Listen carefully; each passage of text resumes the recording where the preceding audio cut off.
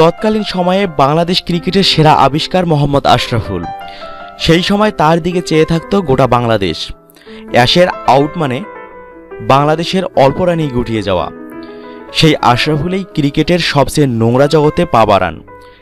বিপিএলের দ্বিতীয় আসরে ফিক্সিংয়ে জড়িয়ে নিষিদ্ধ হন ক্রিকেট দুনিয়ায়। বিপিএলের পঞ্চম আসর শুরু হতে মাস তিনেক বাকি। যখন বাংলাদেশের ক্রিকেট অঙ্গন বিপিএলে মেতে রয়েছে, তখন আশরাফুল অন্ধকারে অনুশীলন করে যাচ্ছেন।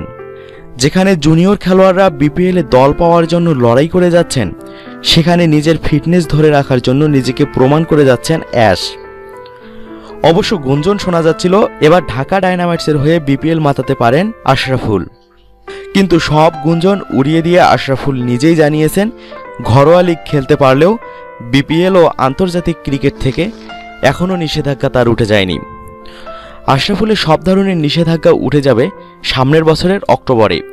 অবশ্য এর আগে অনেকেই তাকে আইসিসির কাছে আপিল করার পরামর্শ দিয়েছিলেন, কিন্তু আশরাফুল তা করেননি। এতে হিতের বিপরীত হতে পারে বলে মনে করেন তিনি। বিপিএলে খেলোয়াড় হিসেবে নিষেধাজ্ঞা থাকলেও কোচের ভূমিকায় থাকতে কোনো বাধা নেই। আর এই সুযোগটা কাজে লাগাতে চেয়েছিল বিপিএলের দুটি ফ্র্যাঞ্চাইজি। জানা গেছে বরিশাল বুলস আর বিপিএলের নতুন দল সিলেট সুরমা সিক্সেস অ্যাশকে ব্যাটিং পরামর্শক হিসেবে খুব করে চেয়েছিলেন। এই প্রসঙ্গে ফ্র্যাঞ্চাইজি দুটি জানিয়েছিলেন, আশরাফুল বাংলাদেশের সেরা ব্যাটিং প্রতিভা এমন একজনের সাথে যুক্ত হতে পারলে শুধু দল নয়, তরুণ ক্রিকেটাররাও অনেক উপকৃত হবে। কিন্তু আশরাফুল এই মোটা অঙ্কের প্রস্তাবকে ফিরিয়ে দিয়েছেন, কেননা তিনি এত তাড়াতাড়ি সাবেকদের খাতায় নাম লেখাতে চান না।